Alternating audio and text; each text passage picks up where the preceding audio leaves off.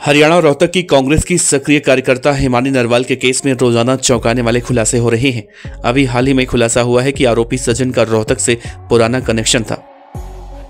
आरोपी सचिन को लेकर इस बात का भी खुलासा हुआ था कि सचिन रोहतक में अपनी बुआ के घर पर रहकर पढ़ता था। बाद में वो किसी मोबाइल फोन की कंपनी में काम करने लगा था और उसके कुछ दिनों के बाद उसने अपनी एक छोटी सी मोबाइल की दुकान खोली थी। लेकिन आरोपी सचिन ने जिस तरह से पकड़े जाने के बाद कहा था कि हिमानी नरवाल को उसने 30 लाख रुपए से ज्यादा पैसे दे रखे हैं और हिमानी नरवाल उससे लगातार पैसों की डिमांड कर रही थी।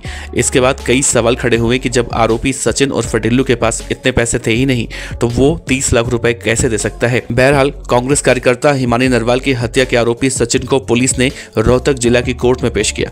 कोर्ट ने उसे 14 दिनों की न्यायिक हिरासत में जेल भेज दिया है। पुलिस ने और जानकारी इकट्ठा करने के लिए रिमांड बढ़ाने की भी मांग की थी, लेकिन जिला कोर्ट के दंडाधिकारी अमित श्योराण ने इसे खारिज कर आरोपी को 14 दिनों की न्यायिक हिरासत में भेजा है।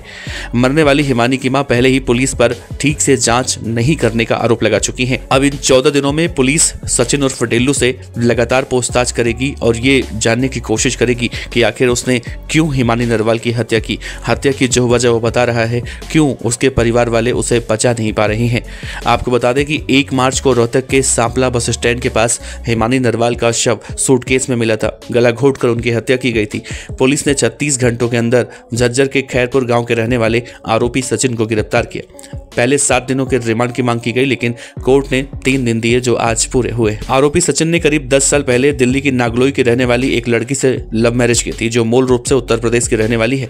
सचिन के 2 बच्चे भी हैं, जिनमें 8 साल की बेटी और 4 साल का बेटा है। आरोपी सचिन की पत्नी 2 दिन पहले बच्चों के साथ मैके गई थी।